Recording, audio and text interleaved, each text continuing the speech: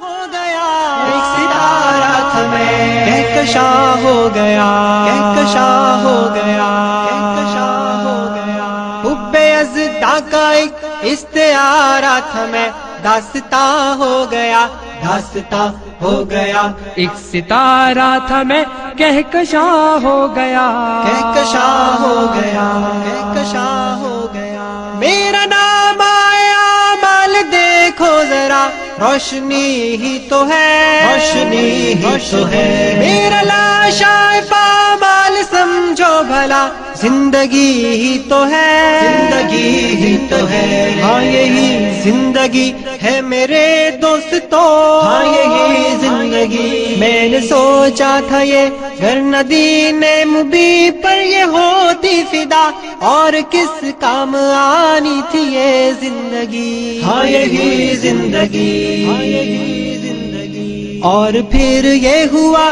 قید دنیا سے جب میں گزرنے لگا بندگی کا سفر جب میں طے کر چکا میں نے دھیرے سے یہ ساتھیوں سے کہا میں شہید جب ہوا پھر گواہی کا کلمہ زباں پر میری لمحہ واپسی.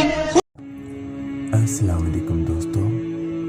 اچھے لوگ کبھی نہیں مرتے، وہ اپنی مادی جسمانی صورت سے تو آزاد ہو جاتے ہیں لیکن ان کی یادیں دلوں میں ہمیشہ بسی رہتی ہیں اور ہم انہیں وقتاً فوقتاً یاد کرتے رہتے ہیں.